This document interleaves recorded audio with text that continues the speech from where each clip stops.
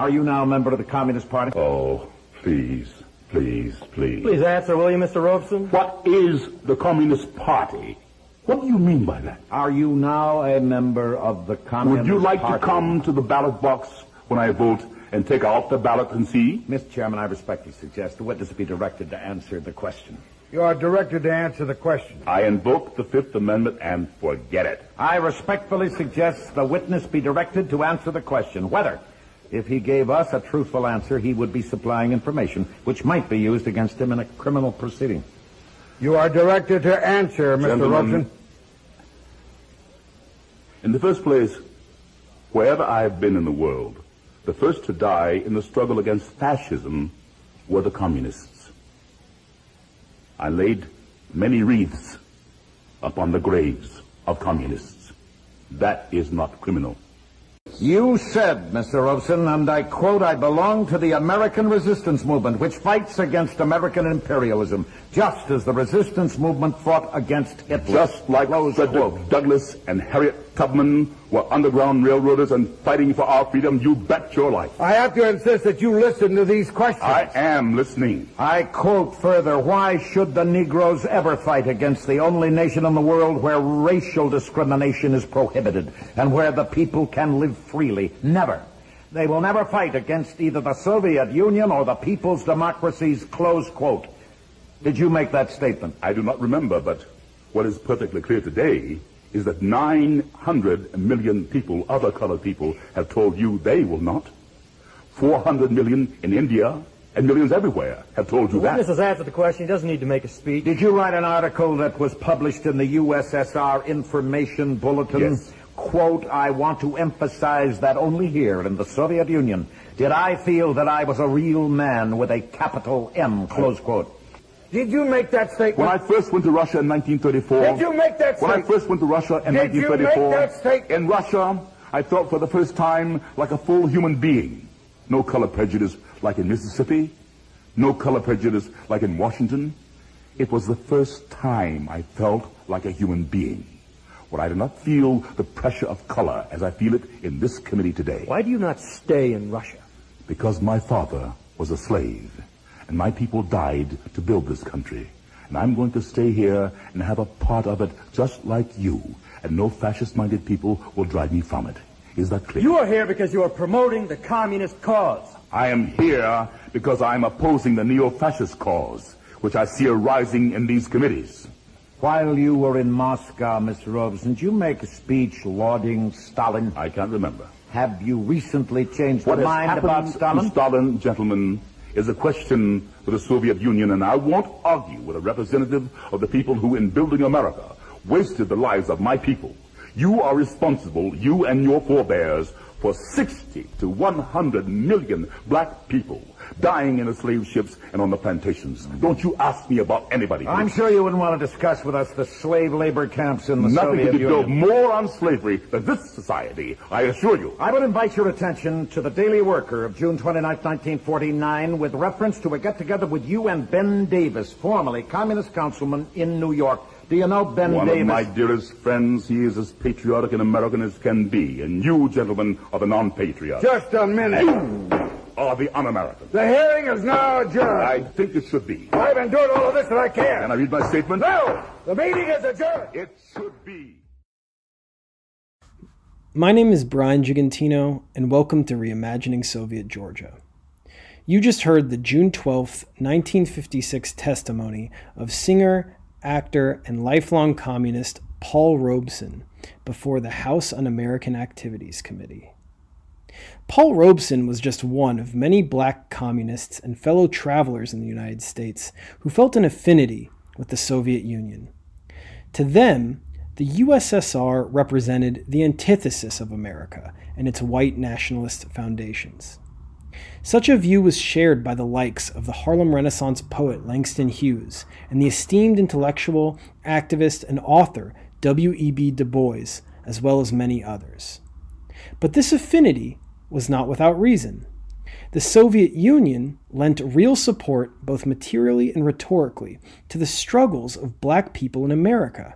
In the 1920s, when lynchings, imprisonment, and segregation were facts of daily life in the United States, the highest ranks of the Soviet Union pushed the then largely white Communist Party of the United States of America to make the so-called Negro question a centerpiece of its political program. This led to an expansion of membership among black people in America. The USSR also made the conditions of African Americans central to its public admonishment of the United States, from the 1920s to throughout the Cold War. The Soviet exposure of the horrors of American racism on an international stage played an important role in supporting and empowering black political struggles in the United States. Most famously, in the 1931 Scottsboro Boys case, where 9 young black men in Alabama were wrongly accused of raping 2 white women, the Soviet Union made their case the center of a global political campaign domestically and across continents. This mobilized communists in the United States and elsewhere to not only support these wrongly accused young men, but to use their case as a radical indictment of race in America and America itself. On today's episode, we welcome Dr. Gerald Horne, who is not only one of my favorite historians, but who boasts a long career of prolific scholarship. He has written a biography of Paul Robeson, W.B. Du Bois, as well as a biography about the black communist lawyer William Patterson, who worked on the Scottsboro Boys case. We discuss with Dr. Gerald Horne the relationship between the Soviet Union, the communist world, and the struggle for black liberation in the United States.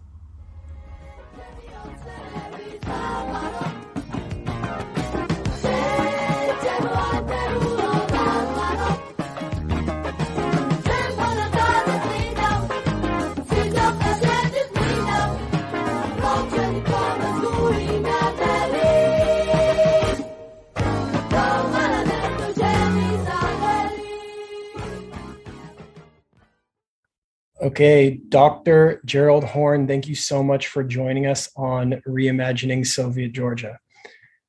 Thank you for inviting me. Could you just please give us an introduction? Who are you and what do you do?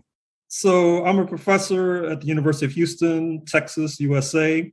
I used to teach at UC, University of California, Santa Barbara. I used to teach at University of North Carolina, Chapel Hill. I received my Ph.D. in history from Columbia University in New York, law degree from University of California, Berkeley. I've been a political activist, a labor lawyer, etc.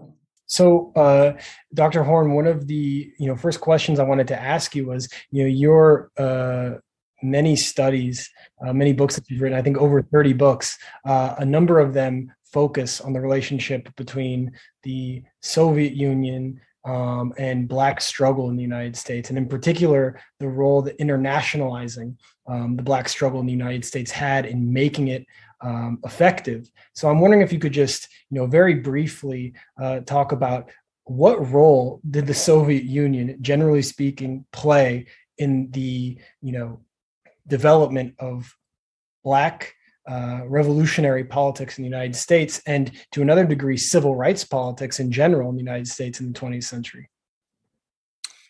It's fair to say that the Bolshevik Revolution, 1917, was not only a landmark in world history, it was a landmark in terms of history of the United States. What's striking about Black people in the United States in particular is how so often our destiny has improved because of events external to the United States. For example, if you look at the Haitian Revolution, 1791 to 1804, a successful revolt of the enslaved, this helped to ignite a general crisis of the entire slave system, which could only be resolved with its collapse, which it did in the United States by 1865. If you look at the Bolshevik Revolution, 1917, you will see that helped to shift the global discourse, and particularly the United States discourse, away from religion and, quote, race, unquote, to class.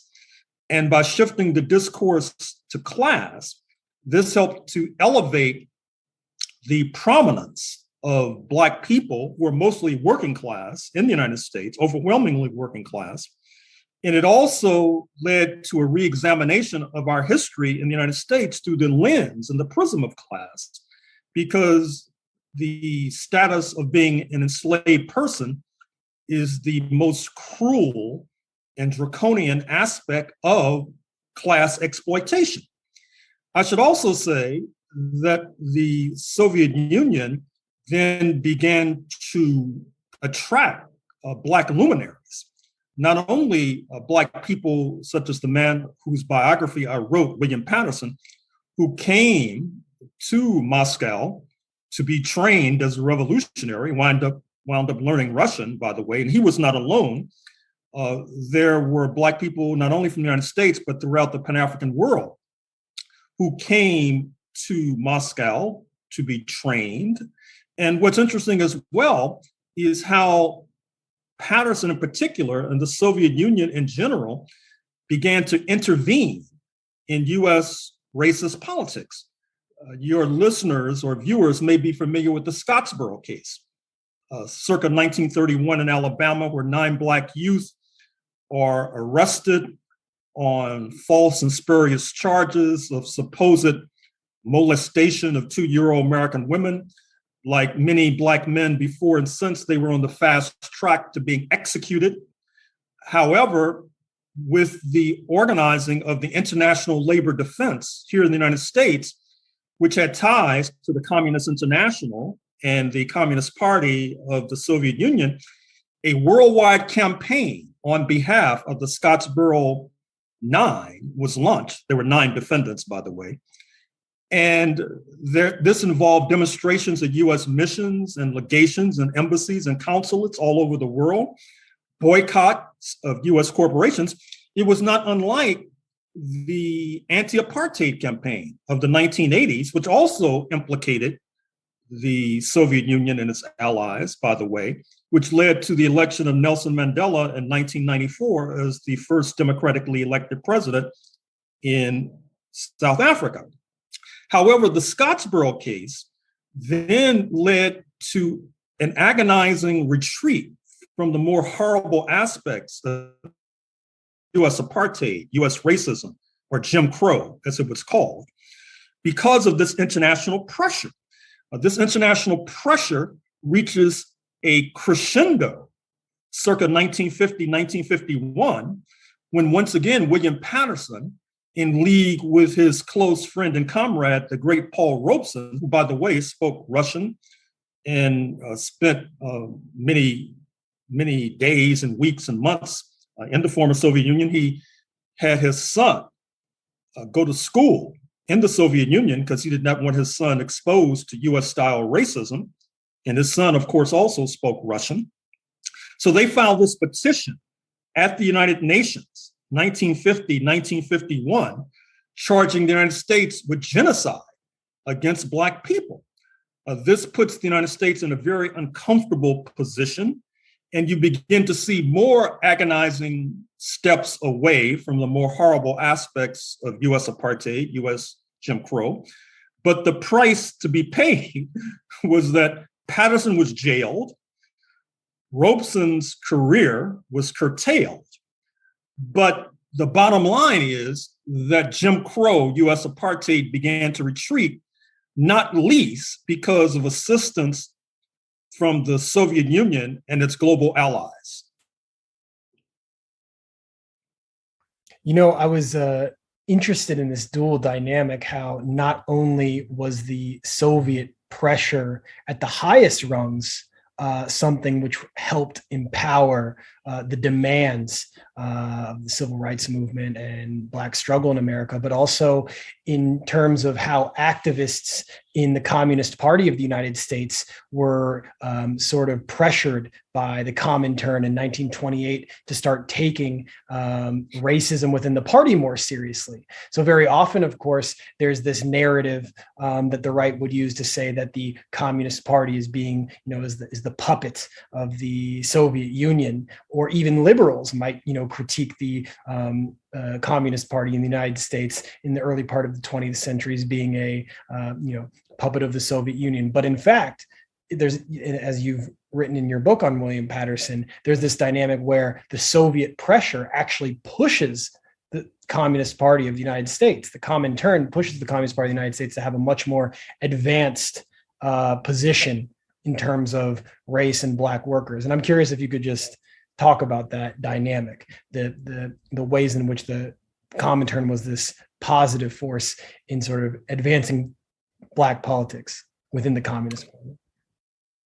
Well, a theme of our talk is that because racism, anti-Black racism, white supremacy was so deeply entrenched, and indeed, your viewers and listeners may want to look at one of my recent books, which deals with the 16th century, going back to the historic roots of how and why it is that this phenomenon, this pestilence is so deeply entrenched. And because it's so deeply entrenched, it oftentimes required external pressure in order to move away from this pestilence. And part of that external pressure in the 20th century was precisely pressure from the Communist International, which, by the way, was able to take advantage of fertile minds from all over the world. For example, one of the major formulators of Comintern policy was a man of Japanese origin known as Sen Katayama, sometimes Katayama Sen, S-E-N, Katayama, K-A-T-A-Y-A-M-A, who was born in Japan and helped to found the Communist Party of Japan, helped to found the Communist Party of the United States, helped to found the Communist Party of Mexico. And he was highly respected within the ranks of the Comintern, and he knew the Black situation, having lived in the United States of America. So I think that this anti-communist trope that you've cited, which portrays the US Communist Party as somehow a puppet of Moscow, portrays Moscow as interfering in the domestic affairs of the United States of America, I think it's overdone. And in any case, if you want to talk about interference in internal affairs, let's talk about US imperialism for a moment. Let's talk about seeking to overthrow the Cuban Revolution, for example. Let's talk about the blockade against Cuba, for example. Let's talk about the fact that as we speak in Washington, there is serious discussion, believe it or not, of launching a war against the People's Republic of China. I kid you not. This is a very serious matter because the United States does not like the path that China is pursuing. So they're threatening to blow up the world. I mean, so once again, I think we're learning a very bitter lesson right now in the United States, because right now there is not as much external pressure on the United States as there had been historically. And so what's happening? There's backsliding. I mean, you have all these police killings of Black people, for example. You have a couple of trials going on right now as we speak, where Black men were killed by white vigilantes, and the vigilantes will probably not be punished. There is not as much external pressure, and therefore the United States is retreating. And I make a plea to our friends in Georgia in particular, given the fact that the United States intervenes and interferes so much in your internal affairs. I think our friends in Georgia should not necessarily act similarly, but certainly should act in solidarity with the besieged brothers and sisters, the besieged comrades here in North America.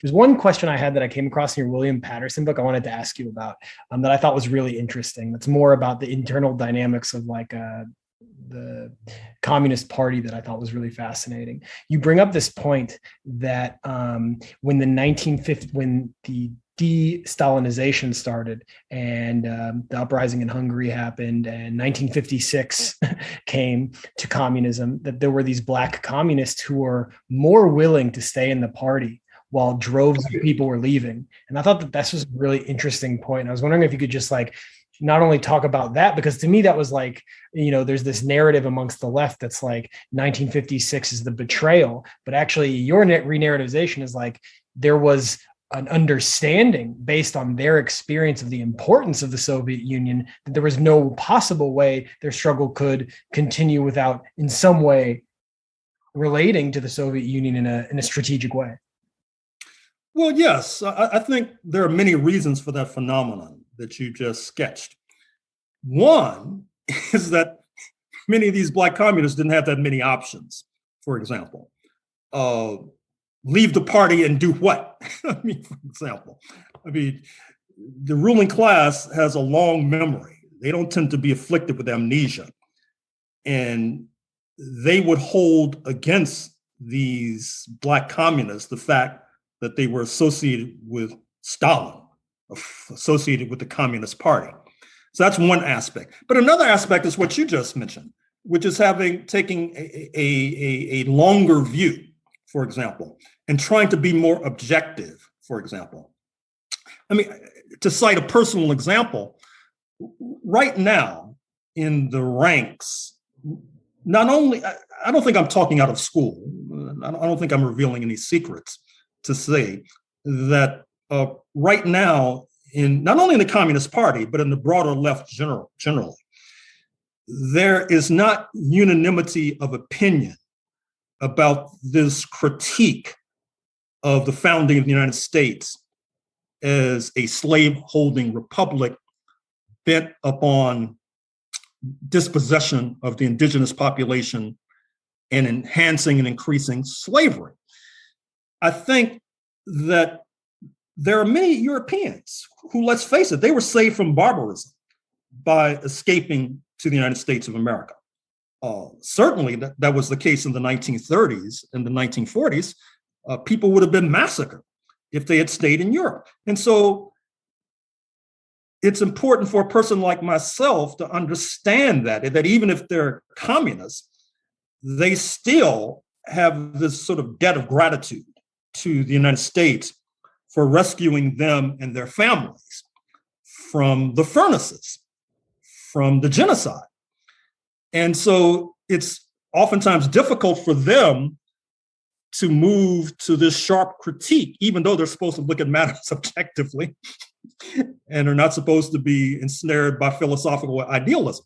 Whereas just on a subjective level, a person like myself from a slavery background who grew up with my parents telling me stories about the horrors of Mississippi, the horrors of being Black in Mississippi, how they had to step off the sidewalk if a person defined as white was coming in their direction. They had to step off the sidewalk into the gutter. You're not supposed to look them in the eye, because if you look them in the eye, I guess that means you consider yourself equal, so you can get killed if you look them in the face. So these are the sorts of stories that I grew up with. So I have a different point of view. That subjective reality then shapes your objective viewpoint. And so that's really one of the problems that we face right now in the United States, which is that the right wing, of course, is united. They're united on the idea that this is the greatest country ever, that the founding ideals were great. Anything that's contrary to that is an exception, is inconsistent with the founding ideals. And that includes slavery, for example, that includes genocide. Those are all exceptions. And I'm afraid to say that many of the people we're aligning with in the left have a similar point of view. It's a real problem right now. It's a real problem. That's a great point. Yeah, I think so. Like I actually, learning about the labor movement in the U.S., reading about it, and I also was a labor organizer in the U.S. What was really interesting is that the reason there could never be like a working class, revolution was that whenever they would reach like a pinnacle of like strength, the workers, like unions, there was always this land they could just sort of go to. And so they often would like go west and they could claim huge swaths of land that were really cheap. And so, at the cost of Native Americans and so on and so on. But this the hugeness of the US, like physical territory and ability to have so much land, constantly worked against any sort of victories that the working class had in the centers, right? Because it's like I look at, and it's very similar in this way here, but it's slightly different. It's like, organizing workers in Georgia, you get them and you work really hard, but no matter how much they could win at the workplace here, they could just straight up just go immigrate to Europe and they would get triple the salary there, or maybe quadruple or even 20 times. So it's like really hard for them. We can't keep them here. And the best and the brightest workers are actually the ones that work, they fight here, but then they're smart enough to then go and do better there, So I'm looking at it and I'm thinking, my God, it's like the East Coast, like workers, like organizing, yet constantly being able to, whenever they can, go and get land and like settle and, homestead or whatever they do. No, believe it or not, I was just reading a manuscript, a proposed book by Marxist intellectuals who were praising the Homestead Act, which is in the 1860s, where the US government basically takes land from Native Americans and parcels it out to these Europeans. And I said, how could they praise that? I mean, what about the poor Native Americans? I mean, they don't count. What was like the significance of, say, like 1930s, like Harlem, or 1920s Harlem? Was there like anything that you could maybe say that would be of interest? Because I think that was like a melting pot for all these politics sort of to take place. Well, sure. I mean, first of all, as you know, New York City is the most populous city in the United States. And it's also the most diverse, not only in terms of people of Asian descent, European descent, from Latin America, et cetera, but also the Black population. You have a substantial Caribbean, Jamaican, Barbadian, Trinidadian population. So the Black population is very diverse. And so many of the folks from the islands, the Caribbean islands, they come from, like Jamaica is about 98% Black. And so they were not as accustomed to this raw and rancid white supremacy that they encountered in New York City, and were oftentimes more prone to rebel against it. And that helps to infuse the Black ranks of the Communist Party. For example, you probably know about this pre-communist formation, the African Blood Brotherhood, which is disproportionately comprised of folks from the Caribbean.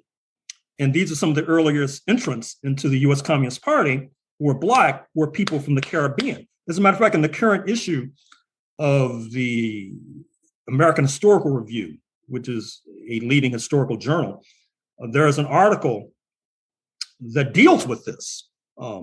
And it focuses on Claude McKay, who was a noted Black writer of this period of the 1920s and 1930s in Harlem, but actually was from Jamaica, for example. So that's really what helps to make New York unique. And it also, I've noticed, helps to make the Black population of New York less prone towards anti-immigrant thinking. Now, I'm afraid to say that in other Black communities in the United States, for example, I have a lot of dealings with Los Angeles. I do a radio program in Los Angeles. And the Black population there is mostly from the deep South of the United States.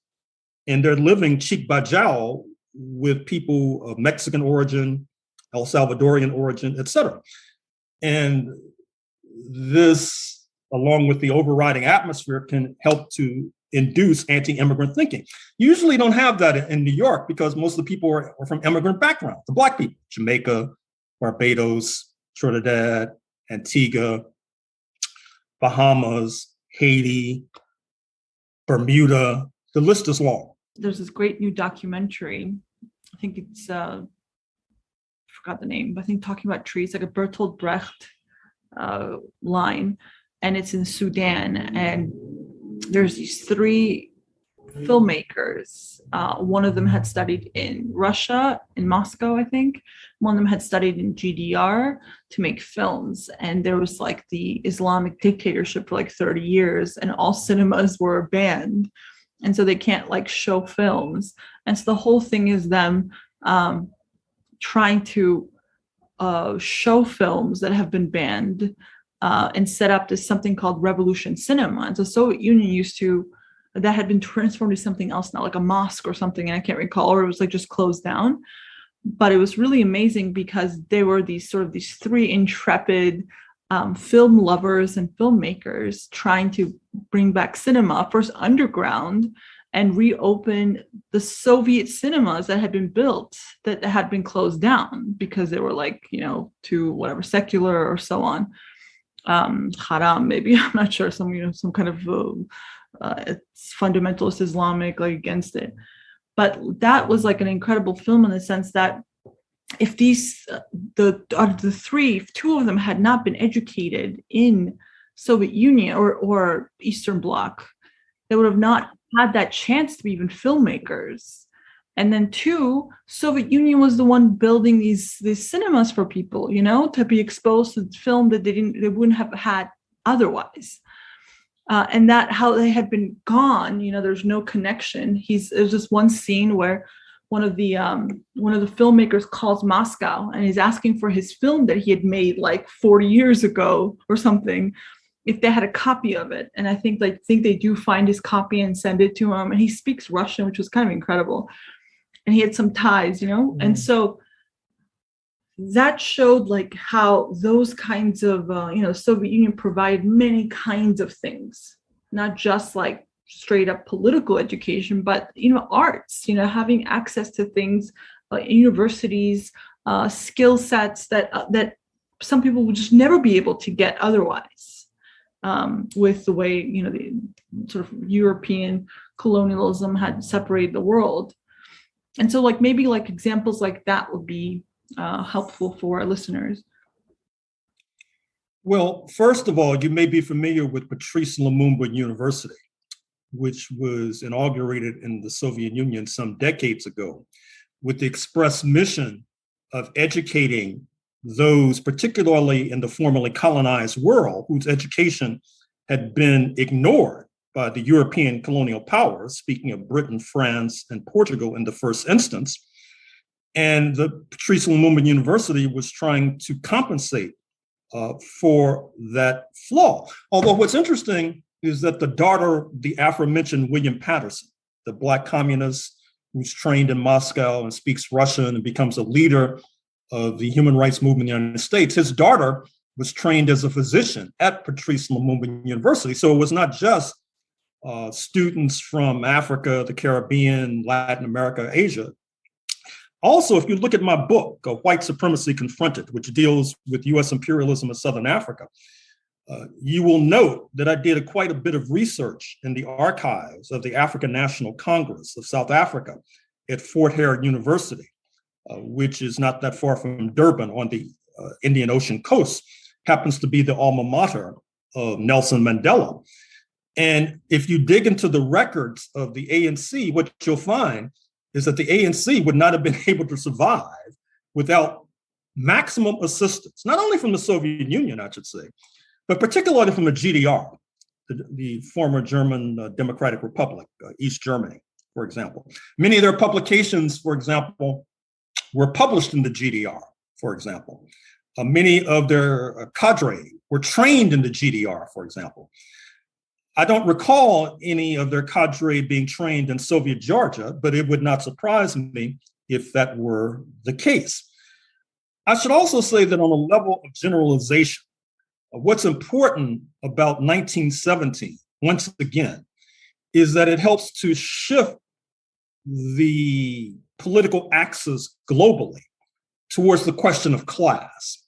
For example, in the United States, even though there had been a working class movement, inevitably the working class movement in the United States was handicapped and handcuffed by the pestilence of racism, by the pestilence of having within its ranks a persecuted class of formerly enslaved people. And you had many unions that did not want to incorporate Black people into their ranks, which obviously weakened the union when it came to negotiating and confronting the boss, the employer class, the capitalist class, if you will. With the onset of the Bolshevik Revolution, the spawning of communist parties, you see this fierce counterattack against race and racism and the elevation of the question of class, which then leads to the strengthening of unions in the United States.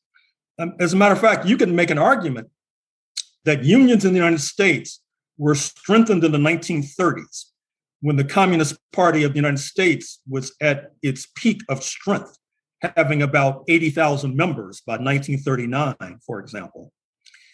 And that the union movement in the United States has hardly grown since that period, since the time when the Communist Party was at its maximum of strength.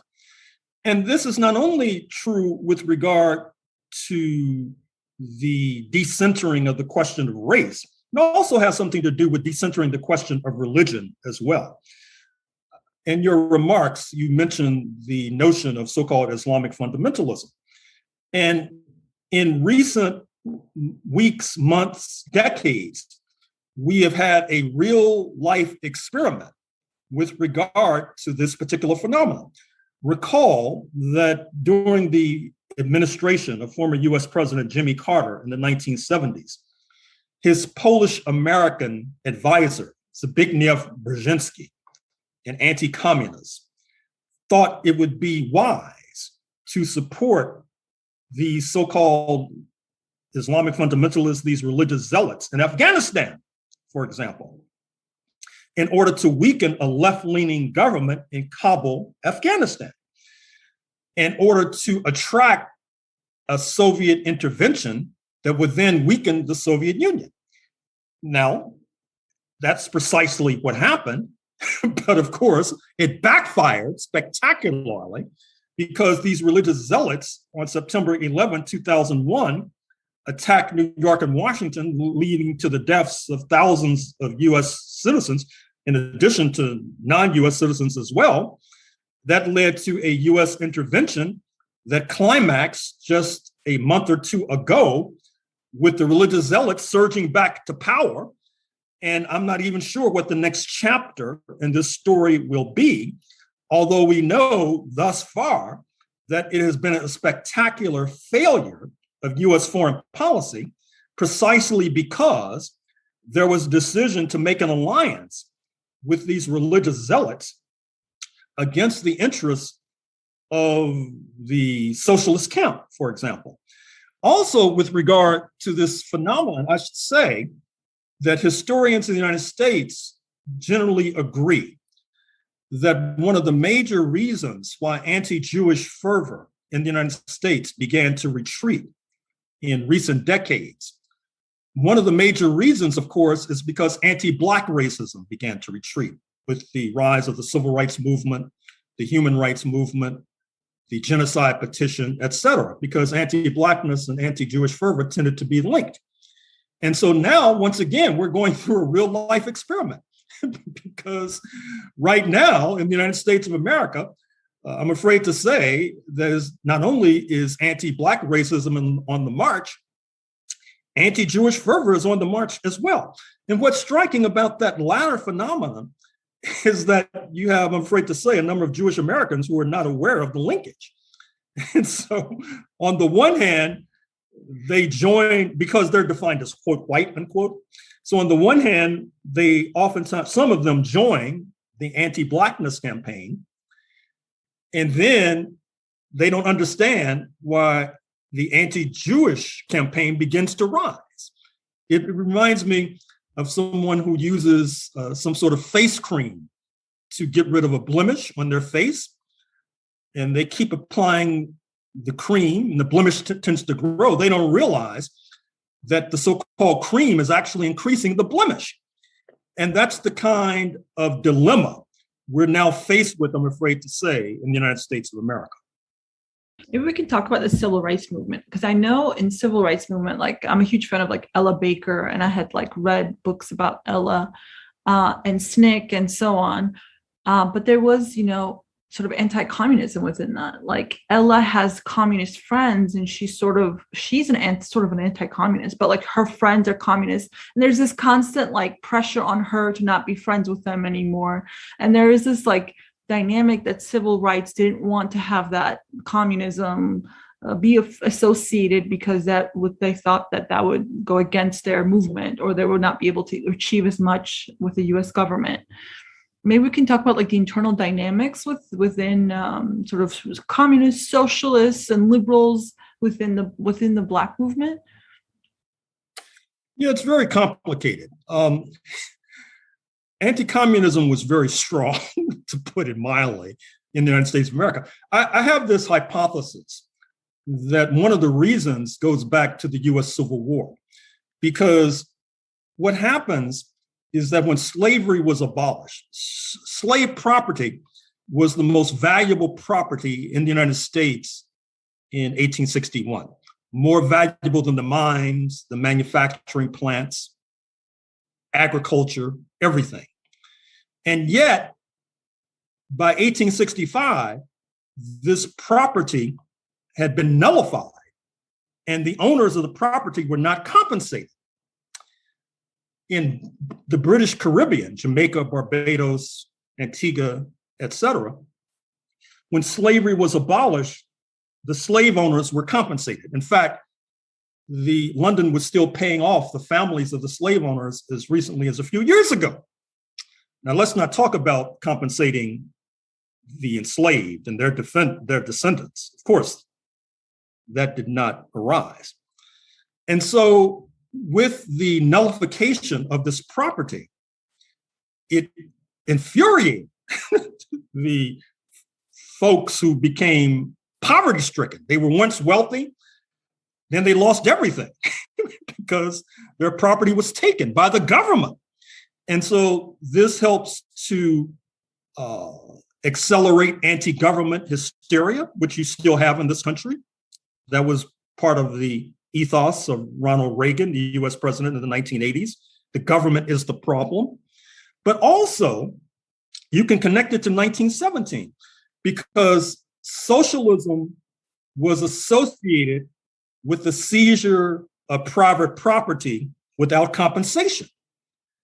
And once that happened in the United States, it really helped to generate considerable anti-communism, because many people saw a replay of 1865 when billions of dollars in property were taken without compensation. So anti-communism has been very strong in this country.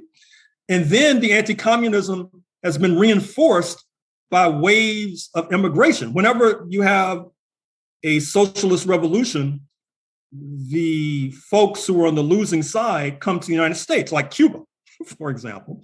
After the socialist revolution in Cuba in 1959, the losers, they migrate to Miami, and then they're still campaigning against socialism. They're still campaigning on an anti-communist basis. Same happens in Vietnam. Those folks moved to Texas. They moved to Southern California. And so it reinforces an already existing anti-communism. And this influences the civil rights movement. This influences the movement against US apartheid and Jim Crow. Many of our friends in the social democratic movement, in the socialist movement, liberals, they're deeply influenced by anti-communism. I can mention personalities. I don't know if they'll have any meaning, but I mean, for example, one of the top Black trade union leaders, A. Philip Randolph, for example, he was a socialist oriented. He was deeply anti-communist. And so this handicapped the movement because it led to fractures in the movement that our enemies could manipulate. And our enemies did manipulate those fractures in the movement, these tensions between those who were anti-communist and those who were not anti-communist.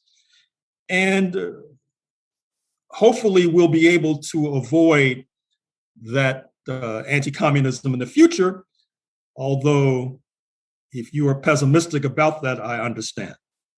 Well, it's interesting that you bring this up because in Georgia, Georgia joined the Russian Empire. Parts of it did at first, because Georgia didn't exist as Georgia; it was like different territories.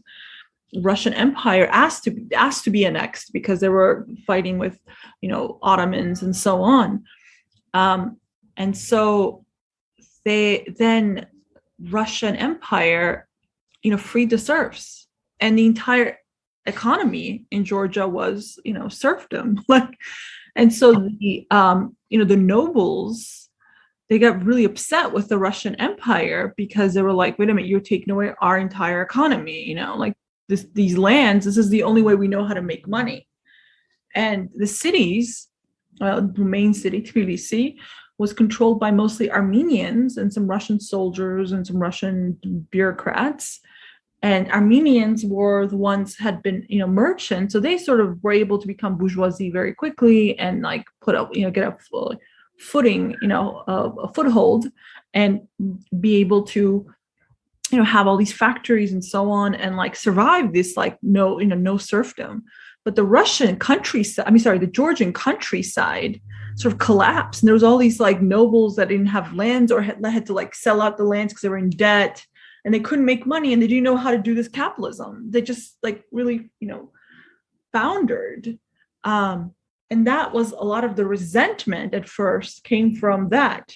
And a lot of the revolutionaries come from, there's two wings. The liberal wing is the ones who were the higher nobles that became the liberals who wanted to change and criticize the Russian Empire. And then there was the socialists who came from either the priestly class, kind of the ones who were priests and so on, or there were low-ranking nobles or gentry, or little plots of land in that countryside. And there was one area particularly that had the worst land that you couldn't produce much, and they created the most revolutionaries. And so that interesting because it kind of has this parallel where these outside forces the North came in the case of the US. Well, Russian Empire, came in and got rid of their, hundreds of years of this economy they had set up, slaves or serfs. And they weren't compensated either. They mostly actually went into debt and were in debt to the Russian Empire. So a lot of their other resentment was building up, So actually they were still more loyal and still took all of the ones who didn't have any ties, didn't have land to become the revolutionaries, like Stalin. And, we have tons of other social democrats, the strongest social democrats also came from Georgia, all coming from lower classes, actually. That just kind of reminded me. Yeah, that's a very interesting parallel. And see, the problem in the United States, amongst others, is that because of the deep anti-communism, that also means that there is a prejudice against materialist analysis, the sort of analysis that you just did.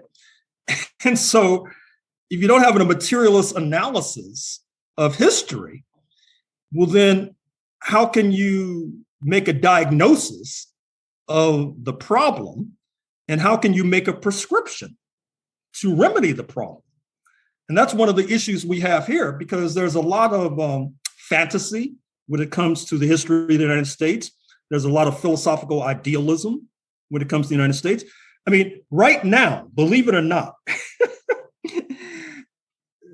a major debate that is shaping electoral outcomes is whether or not you see slavery and dispossession of the indigenous population, the Native American population, the Indians, whether you see that as being incidental or irrelevant or not in accord with the glowing founding ideals of the United States. That, in fact, that particular position, I think it's fair to say, is the position of tens of millions of people. And then you have another group that says, no, slavery was central to the political economy of the United States.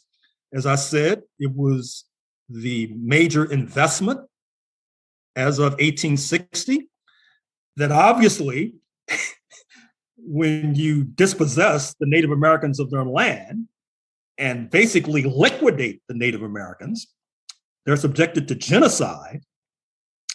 That's hardly irrelevant. You must see that as being central to this entire enterprise here in North America. But many people get upset when you try to bring forward the facts. They prefer fantasy to reality. And they feel that the United States position abroad is compromised if you put forward a true and accurate version of US history.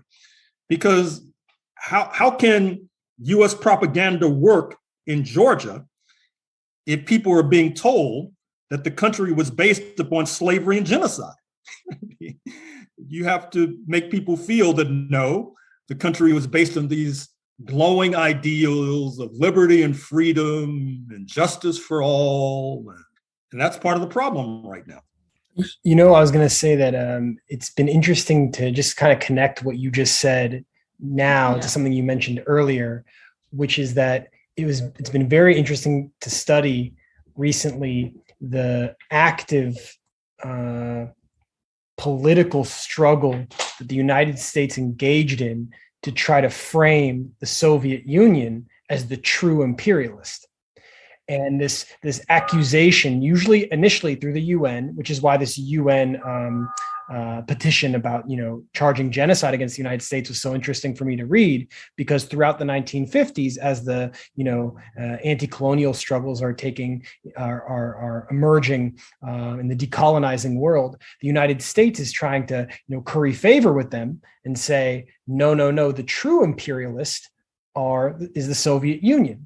And then you have allies in the United States with the United States government who are these immigrant losers you mentioned, right? The anti-communists who are actually putting a lot of energy into trying to get their positions through congressional hearings turned into reports that are then used on the UN floor to be able to accuse the United States or the Soviet Union as the true imperialist. And there's this whole accusation not just imperialist, but a genocidal imperialist, totalitarian, or what they would mass murdering, or what they would use is this term red colonialism.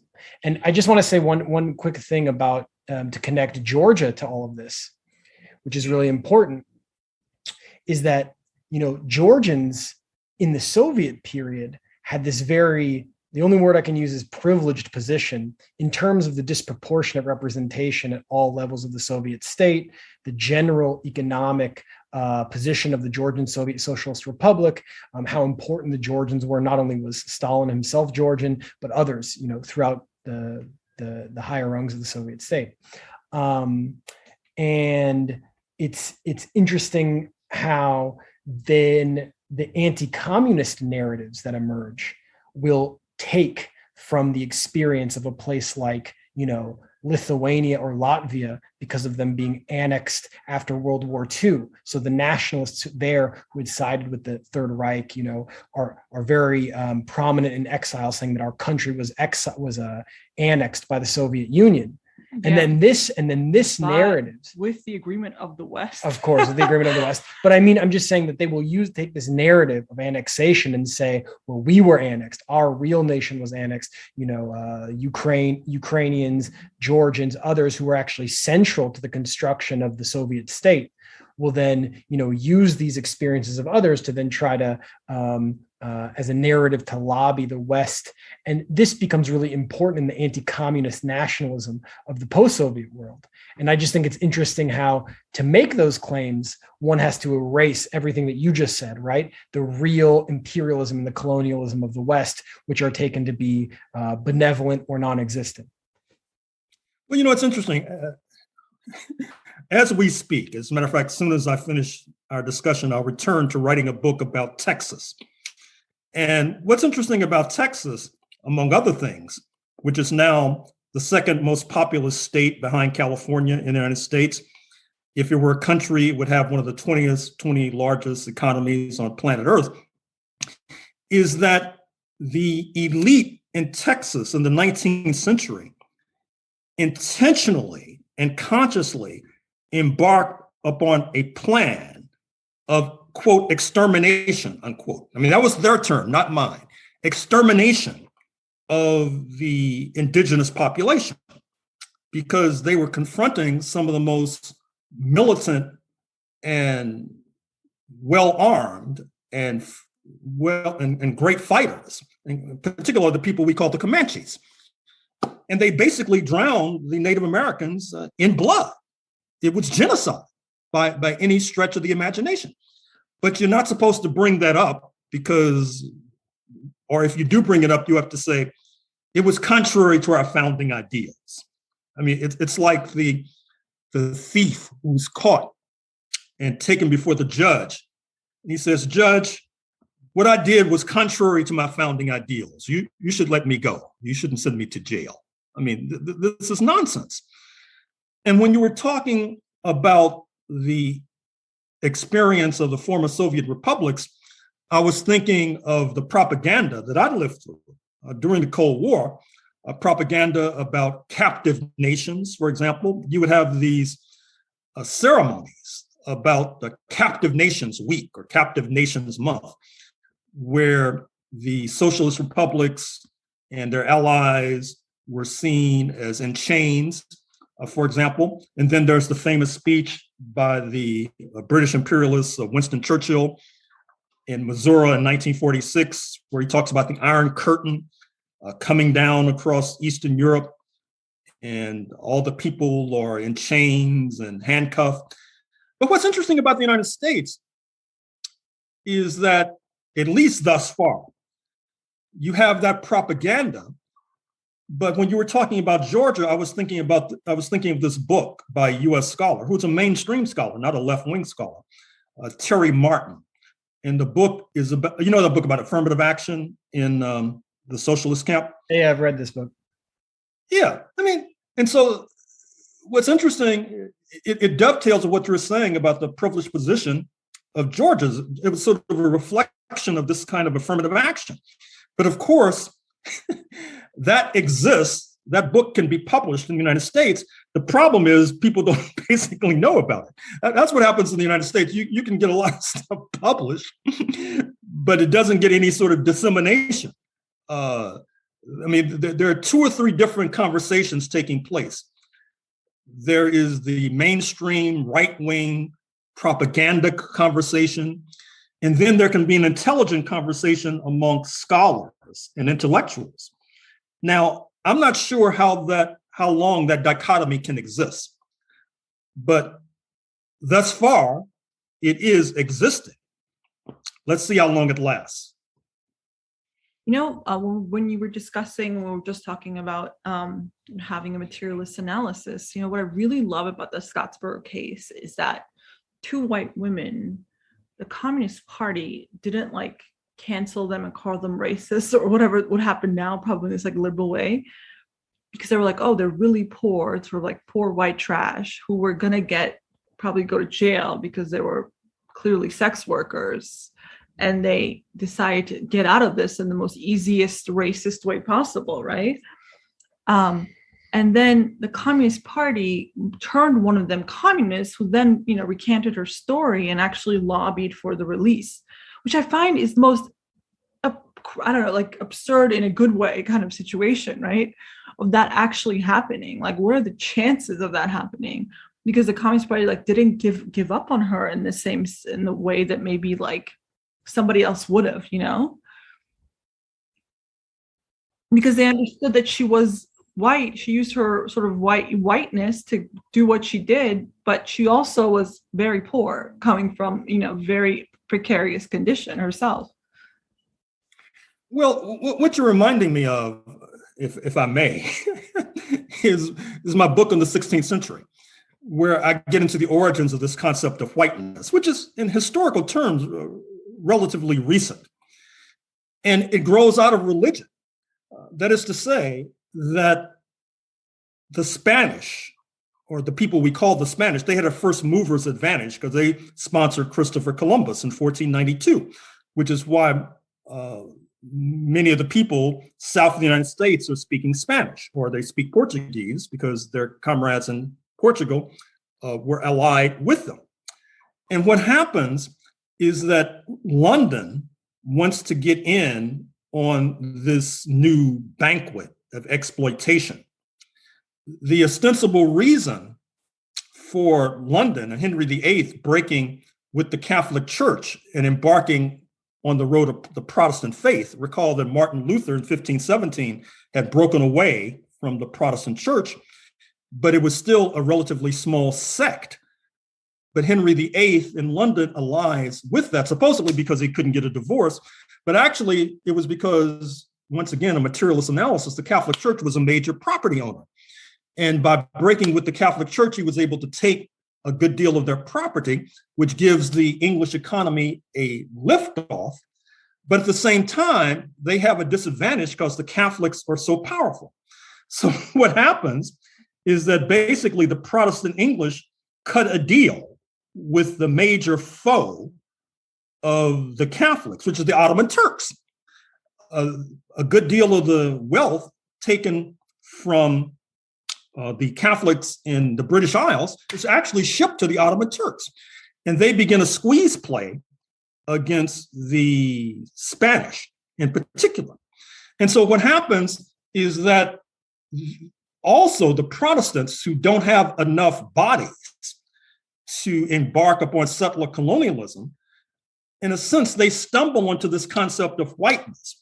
They had been warring English versus Irish, English versus Scots, English versus Welsh, British versus German, German versus Pole, Pole versus Russian, Serb versus Croat, Northern Italian versus Southern Italian. All of a sudden, when they cross the Atlantic under London's rule, they become white. Now, this is obviously very advantageous for settler colonialism. It gives them more bodies to confront the Native Americans, to keep the enslaved Africans in line. And it also helps to create this notion of whiteness, which gives you a certain kind of privilege. And what's interesting about whiteness is that it's so flexible. I mean, for example, you have Lebanese, it's not just all Europeans, even though I oftentimes use the term Euro-American. A leading politician in this country, Ralph Nader, he's Lebanese Christian, for example. You have Iranian Jewish folk in Los Angeles who are considered to be white, unquote. I would imagine that Georgians are considered to be white, unquote. It's a very flexible concept, but it's so wholly and totally inflexible when it comes to a person like myself. There's no way I can be defined as white, for example. It's a very rigid politics. And what's also interesting, since it grows out of religion, there's a certain kind of faith that's involved with regard to this concept. I mean, for example, I recently wrote an article where I talked about how in the 1500s, you had Catholics burning Protestants at the stake.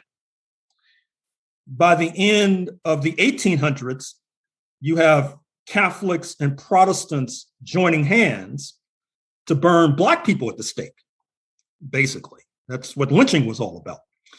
That's what the Scottsboro 9 would have been subjected to. So there's a certain kind of religious fervor that's at the heart of this new project of race, this new project of whiteness, that makes it very difficult to combat, makes it very difficult to eliminate, just like I would not necessarily recommend in 2021 that you embark on a crusade to eliminate religion. So actually, the whiteness, otherwise known as being European here and not Asian in Georgia, that's like the whole story.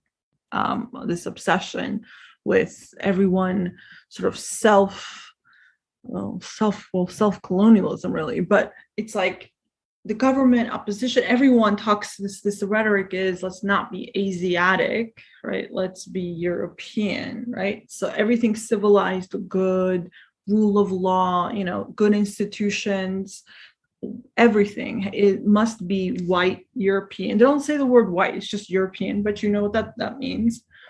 and everything backward is Asiatic. And so there's this constant war, sort of two souls that will try to make this poetic, two souls. Oh, you sound like Du Bois. Yeah, exactly. Yeah, exactly. Exactly. What's going to win the identity of Georgian, this Asiatic, and this, like, we had a recent argument with former Estonian prime minister said the Georgians were recently becoming, who were an exception among the Asiatic despots, right? We were an exception, but clearly we have shown our Asianness recently, and then EU should no longer pay to have a presence here. Because just to add one thing. To punish us for our Asianness. I mean, it is so insane. I can't. Just to add to one thing that Sopa was saying was that, there's this accusation that the Soviet Union, and then after the Soviet Union, these quote unquote sort of like vestiges of the Soviet Union are the reason for sort of the quote unquote backwardness of the post-Soviet world. But what was interesting is actually that we just did an interview with two scholars who wrote a book about the collapse of communism called Taking Stock of Shock, right, by two professors at the University of Pennsylvania. And what they had actually found by aggregating all of the data about the social consequences of the collapse of communism was that pretty much the majority of people were facing negative consequences. Even the ones that faced really bad consequences tended to be the places that had really harsh Westernization policies and not a methodical attempt to, like, quote unquote, transition slowly, right? So those that were the most extreme pro-Western were actually the ones that were creating the most problems domestically. So this accusation of being backward vestiges of the Asiatic Soviet period are in some ways the things that were helping mitigate the worst shock therapy, consequences of the shock therapy. So, well, I have a question for you, particularly in light of this discourse about Europeanness versus Asianness, so-called. In the United States right now, there's a lot of hysteria about China. As I said, you have people in power who talking about launching a war and potentially blowing up the world because they're concerned that China is in the passing lane and that this planet is headed to an age of Chinese ascendancy and Asian ascendancy. And of course, there's little discussion about how that was assisted into being by the early 1970s deal between President Nixon and the Chinese leadership, where in return for China signing on to anti-Sovietism, you had entire manufacturing plants that floated across the Pacific, turning China into the factory floor of the world and turbocharging its economy. There's hardly any discussion of that, but there's a discussion of wanting to get rid of China. And so my question is, people in Georgia must be aware. I assume that there's Chinese investment in Georgia. I assume that there's Asian investment in Georgia. So how can they maintain this idea of Asian means backward when in the United States, their patron, there's this hysteria about China in the passing lane? How is that reconciled? I think in general, so the current government, which is pro-EU, NATO, everything, but not enough, because they're not screaming at the top of their lungs that Putin is a dictator and that China is horrible, right? So I realized it wasn't enough for the US or Western partners. So actually, I would say EU is actually a lot more sane than the US part.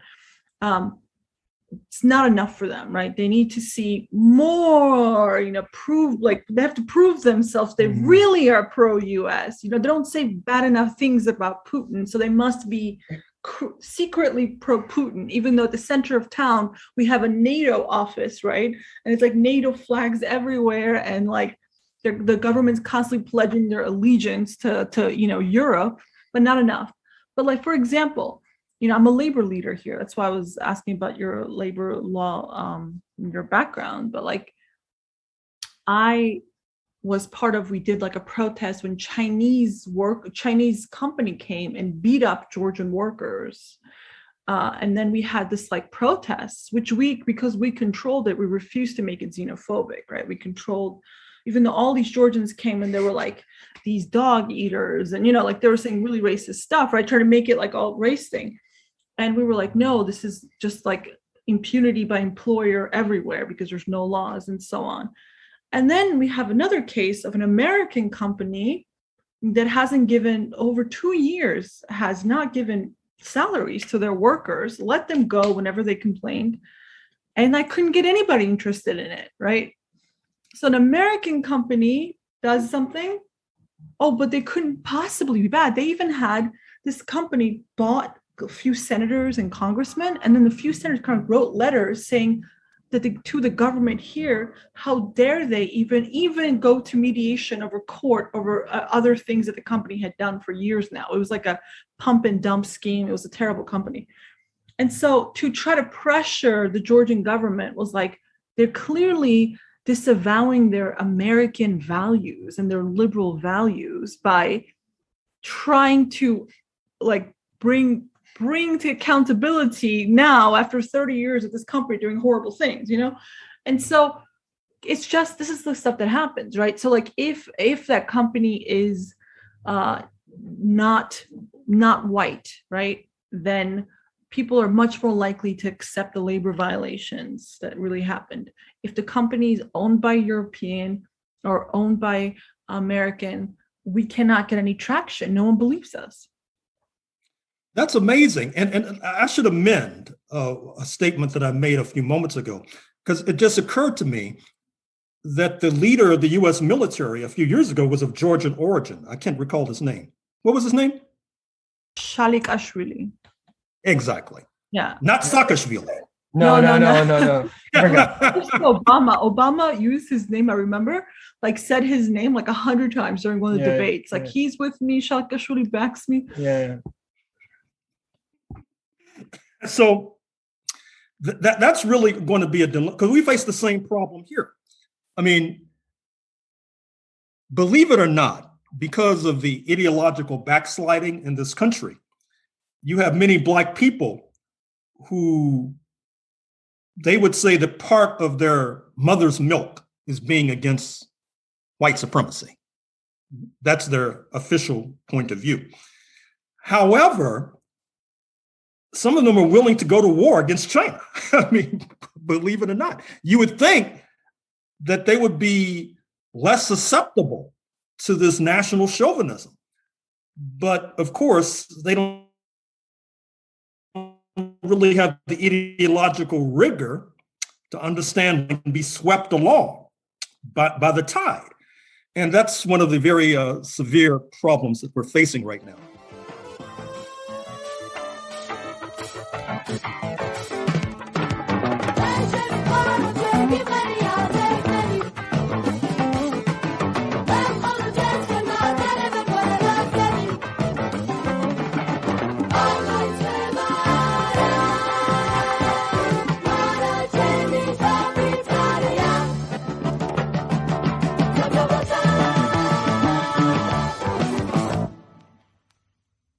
I'm not convinced that the American Communist Party is seriously interested in the liberation of black people, that it uses black people for its own ends.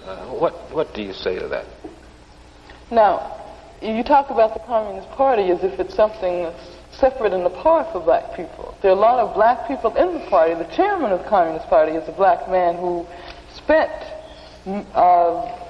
years of his life in prison and is blind at this point because of the grossly inadequate medical treatment he received in prison. I think that if you would seriously study both the policy of the Communist Party with respect to black liberation and the history of the party in terms of its activities within the black liberation struggle, that it wouldn't be possible to make that kind of statement that you're making.